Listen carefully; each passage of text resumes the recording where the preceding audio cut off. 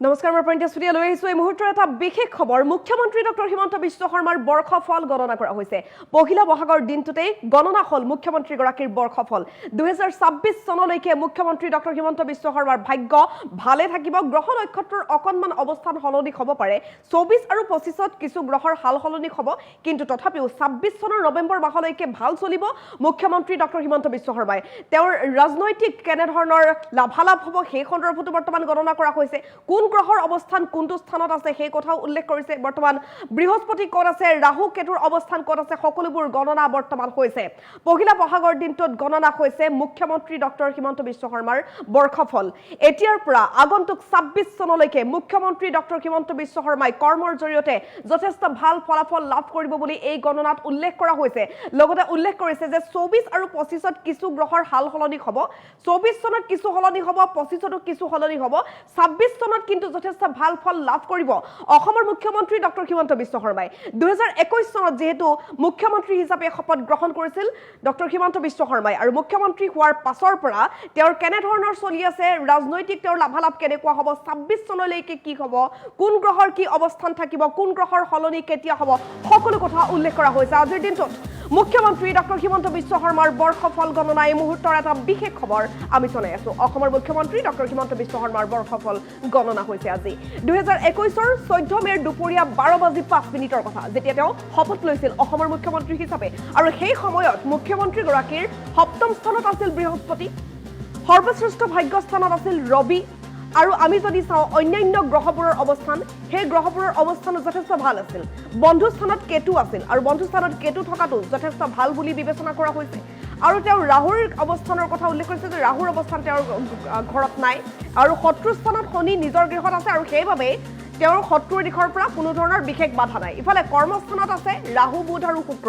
অৰ্থাৎ তেওঁ কৰ্মৰ জৰিয়তে ভাল ফলাফল লাভ কৰিব পাৰিব ইফালে একাদশ স্থানত আছে মংগল আৰু ই অতি শুভকাৰক আছিল যাৰ ফলত তেওঁ এতিয়ালৈকে যথেষ্ট শুভফল লাভ কৰিছে আৰু আগন্তুক দিনতো লাভ কৰি থাকিব তেওঁৰ দশা বৰ্তমান শুক্ৰ চলি আছে আৰু শুক্ৰৰ দশা যথেষ্ট ভাল বুলি বিবেচনা কৰা হৈছে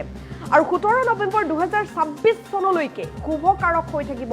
মুখ্যমন্ত্ৰী ডক্টৰ হিমন্ত বিশ্ব শৰ্মাৰ তেওঁ যিমানে ভাল কাম কৰি যাব সিমানে ভাল ফলাফল লাভ কৰি গৈ থাকিব তেওঁৰ কৰ্মফল ভাল হ'ব আৰু 2024 আৰু 25 চনত অৱশ্যে লগ্ন সিংহ হৈ থাকিব আৰু গ্ৰহবিলাক অলপ সঞ্চালিত হ'ব বুলি উল্লেখ কৰিছে গ্ৰহবিলাক অকনমান ইফাল সিফাল হ'ব পাৰে গ্ৰহই নিজৰ ঘৰ হলাব পাৰে কিন্তু এই গ্ৰহই ঘৰ হলালেও সকলো কিন্তু ঠিকই থাকিব দ্বিতীয় স্থানলৈ এবাৰ কেতু গৈছে বুলি কৈছে কেতু আগতে সপ্তম স্থানত আছিল কিন্তু এবাৰ দ্বিতীয় স্থানলৈ গৈছে আৰু সপ্তম স্থানত মংগল আৰু কেতু সংযুক্ত হৈ আছে বুলি উল্লেখ কৰিছে জ্যোতিষে বৰ্তমান বৰ্ণনা কৰিছে লগতে মুখ্যমন্ত্ৰী ডক্টৰ হিমন্ত বিশ্ব শৰ্মাৰ আয়ুষ স্থানত শুক্ৰ আৰু বুধ লগতে ৰাহু আছে ইয়াৰ অৰ্থ এইটোৱে যে তেওঁ নিজৰ কৰ্মৰ জৰিয়তে ভাল ফলাফল লাভ কৰি গৈ থাকিব আৰু ভাগ্যস্থানত বৃহস্পতি আৰু ৰবি আছে ই আটাইতকৈ শুভকাৰক তেওঁৰ ভাগ্য যথেষ্ট ভাল ভাগ্যৰ ফল তেওঁ পাই থাকিব আৰু একাদশ স্থানত আছে চন্দ্ৰ আৰু চন্দ্ৰ একাদশ স্থানত থাকিলেও যথেষ্ট শুভকাৰক হ'ব পাৰে আৰু 14 বহাগত গুৰু সঞ্চাৰ হ'ব মুখ্যমন্ত্ৰী ডক্টৰ হিমন্ত বিশ্ব শৰ্মাৰ এই কথা জ্যোতিষে গণনা কৰি উল্লেখ কৰিছে বিভিন্ন ক্ষেত্ৰত শুভ আৰু কিছু ক্ষেত্ৰত অশুভ হ'ব পাৰে কিন্তু সেই অশুভ কাৰকবোৰ কৰ্মৰ জৰিয়তে সলনি হ'ব মুখ্যমন্ত্ৰী গৰাকীৰ কৰ্মস্থানৰ জৰিয়তে শুভ ফল মুখ্যমন্ত্ৰী ডক্টৰ হিমন্ত বিশ্ব শৰ্মাই যে পাব সেই কথা জ্যোতিষে উল্লেখ কৰিছে বৰপেটা সত্ৰৰ দৈৱজ্ঞ ত্ৰিদীপ দেৱশৰ্মা দলৈয়ে পাঠ কৰিছে আজি মুখ্যমন্ত্ৰী ডক্টৰ হিমন্ত বিশ্ব শৰ্মাৰ বৰ্ষফল তেওঁ গণনা কৰিছে ইফালে সদৌ অসম ছাত্ৰ সন্থাৰ ভূমিকা বছৰটোৰ বাবে আশানুৰূপ নহ'ব বুলি মন্তব্য কৰিছে ত্ৰিদীপ দেৱশৰ্মাই তেওঁ কি মন্তব্য কৰিছে শুনক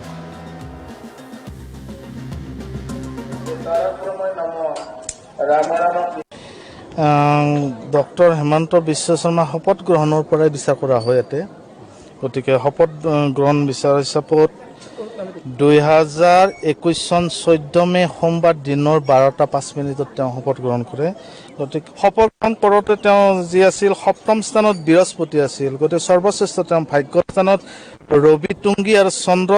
বন্ধু স্থানত কেতু আছিল শত্ৰু স্থানত শনি নিজৰ গৃহত আছিল গতিকে কৰ্মস্থানত ৰাহু বুধ শুক্ৰ আৰু একাদশ স্থানত মংগল অতি শুভকাৰক তেওঁ সৰ্বশ্ৰেষ্ঠ আৰু তেওঁৰ দশা বৰ্তমান শুক্ৰৰ দশা 17 নৱেম্বৰ 2026 চনলৈ তেওঁৰ শুভকাৰকে হৈ থাকিব কিন্তু বৰ্তমান কথাটো অলপ বেলেগ হ'ব 2024 আৰু 25 চনত তেওঁৰ লগ্ন সিংহ লগ্ন হৈ থাকিব কিন্তু গ্ৰহবিলাক সঞ্চাৰ হৈছে গ্ৰহবিলাক সঞ্চাৰ হৈছে মানে কি দ্বিতীয় স্থানত তেওঁৰ কেতু গৈছে এইবাৰ ধনস্থানত সপ্তম স্থানত মংগল আৰু কেতু সংযুক্ত হৈ আছে আয়ুস স্থানত শুক্ৰ বুধ আৰু ৰাহু আছে ভাগ্যত বৃহস্পতি আৰু ৰবি একাদশ স্থানত চন্দ্ৰ আছে গতিকে 14 বহাগত এইবাৰ গুৰু সঞ্চাৰ হ'ব 14 বহাগত তেওঁৰ ভাগ্যৰ পৰা কৰ্মস্থানত বৃহস্পতি আহিব কিন্তু কিছুমান তাৰে পক্ষৰ কাৰণে শুভকাৰক নহয় আৰু শুভকাৰক হ'ব তেওঁ শুভকাৰকটো কি হ'ব যে কৰ্মস্থানত বৃহস্পতি যে কৰ্মপক্ষটো তেওঁ শুভকাৰক হৈছে তাতে তেওঁ কৰ্মক্ষেত্ৰৰ নানা পক্ষত শুভকাৰক ফলৱতী হ'ব তাতে সম্পদ বৃদ্ধি হ'ব পাৰে অসমৰ তেওঁৰ পৰা গতিকে তাৰে মাজত কিছুমান আছে কি যে বন্ধুৰ অধিপতি মংগল লগ্নৰ সপ্তম স্থানত যে বন্ধুৰ পৰা তেওঁ সাৱধান থকাটো বেছি ভাল কাৰণ বন্ধুটো মংগল মাৰক কাৰক গ্ৰহ হৈছে এইবাৰ মাংগলিক দোষ হৈছে তেওঁৰ ভাগ্যৰ অধিপতি গ্ৰহ মংগল গতিকে সপ্তম স্থানত শনিৰ লগত সংযুক্ত হৈছে এনেকুৱা হ'ব পাৰে তেওঁ যেনেকুৱা যে মানুহক কথা কওঁতে অলপ সাৱধান কাক কথা কৈ আছো মই গতিকে তাৰে পক্ষৰ কাৰণে নিজে মিছাতে অপমান হ'ব পাৰে বা মানসিক কষ্ট হ'ব পাৰে তেওঁ আৰু তাৰে মাজত কিছুমান হ'ব কি যেনে এতিয়া সপ্তম স্থানত শনিটো গতিকে শনিটো সুকাৰক গ্ৰহ হৈ আজিৰ দিনত তেওঁৰ কিন্তু যে চব ক্ষেত্ৰতে শনিটো সুকাৰক বুলি ক'ব নোৱাৰো কুকাৰক বুলি ক'ব নোৱাৰো আমি গতিকে শনিটো যিহেতু সপ্তম স্থানত নিজৰ গৃহত আছে মংগল যে প্ৰত্যেক বছৰে শনি একে পজিশ্যনত নাথাকে যেনে মৃত অৱস্থাত থাকিব পাৰে বাল্য অৱস্থাত থাকিব পাৰে বৃদ্ধ অৱস্থাত থাকিব পাৰে গতিকে তেওঁ এইবাৰ বৃদ্ধ অৱস্থাত আছে গতিকে বৃদ্ধ অৱস্থাত আছে তেওঁৰ শুভকাৰক হোৱা নাই গতিকে সেইকাৰণে কৈছে যে ৰাজনীতিক ক্ষেত্ৰতে তেওঁ কিছুমান ক্ষেত্ৰতে সাৱধান হোৱাটো মোৰ মতে মংগলজনক আৰু তেওঁ মংগল আৰু শনিৰ প্ৰতিকাৰ কৰাটো হৈছে বেছি আৱশ্যক অতি শুভকাৰক যোনটো শুক্ৰৰ দশা কিন্তু সপ্তম স্থানত মংগল শনিৰ কাৰণে নিজৰ বন্ধু বা নিজৰ বন্ধুৰ পৰা তেওঁৰ ভাগ্য নষ্ট হ'ব পাৰে শত্ৰু বৃদ্ধি হ'ব পাৰে ক্ষয় হ'ব পাৰে সেইখিনি কেৱল সাৱধান হ'লে হ'ল তেওঁ কিছুমান পক্ষত শুক্ৰ যোনটো যোৱা বছৰে কৈ আছে যে দৈত্যগুৰু শুক্ৰাচাৰ্যই তেওঁৰ দশাৰ অধিপতি হৈছে গতিকে 7 নৱেম্বৰ 2026 চনলৈ তাতে ভাতৃকাৰক গ্ৰহ হৈছে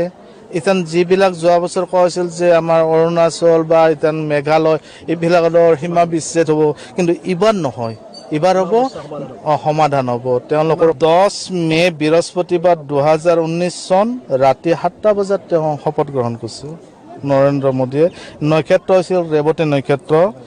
বৰ্তমান দশা চলি আছে কেতু চন্দ্ৰৰ দশা 15 আগষ্ট 2024 চন গতিকে তাতে তেওঁৰ ভাগ্য বৃদ্ধি হ'ব দিছে কাৰণ তেওঁৰ এইটো ভাগ্যকাৰক দশা সন্মান লাভ হৈছে ইত্যাদি ত্ৰিপাপ দশাটো একেই কৈছে যে চন্দ্ৰ কেতু আৰু বৃহস্পতিৰ দশাত ত্ৰিপাপ দশা চলি আছে ত্ৰিপাপ দশাটো শুভকাৰক হৈছে 14 বহাগৰ পৰা তেওঁ সপ্তম স্থানত গুৰু থাকিব দশা চলি আছে তেওঁ যোনটো স্থানত জন্মগ্ৰহণ হৈছিল যে বৃশ্চিক লগ্ন তেওঁ জন্ম লগ্ন কিন্তু আজিৰ লগ্নই নহয় আজি হৈছে শপত গ্ৰহণত লগ্নটো তেওঁ বৃশ্চিক লগ্ন হৈছে জন্মটো তেওঁ বৃশ্চিক লগ্ন হৈছে যে মংগলৰ ক্ষেত্ৰত জন্মগ্ৰহণ হৈছে আৰু সেই মংগল তেওঁ নিজৰ ষষ্ঠ স্থানত নিজৰ গৃহত আছিল কেতু চন্দ্ৰৰ দশা গতিকে চন্দ্ৰৰ দশা যিহেতু তেওঁৰ ভাগ্য দশা মংগল হৈছে নিজৰ অধিপতি গ্ৰহ তেওঁৰ গতিকে নিজৰ জন্ম ক্ষেত্ৰত দশা গতিকে সেই দশাৰ পক্ষৰ কাৰণে ভাৰতত তৃতীয়বাৰলৈ তেওঁ কেন্দ্ৰীয় চৰকাৰ গঠন কৰিব সেইটো নিশ্চিত যেহেতু ৰাজাৰ শুভকাৰক হয় তেতিয়াহ'লে প্ৰজাৰ শুভকাৰক হ'বই ইয়াতে ৰজাৰ যদি আনন্দ থাকে তেতিয়াহ'লে জানিব যে পৃথিৱীত ভাৰতত আমাৰ বহুত কিবা কিবি ফলৱতী হৈ আছে গতিকে ৰাজা সুখী প্ৰজা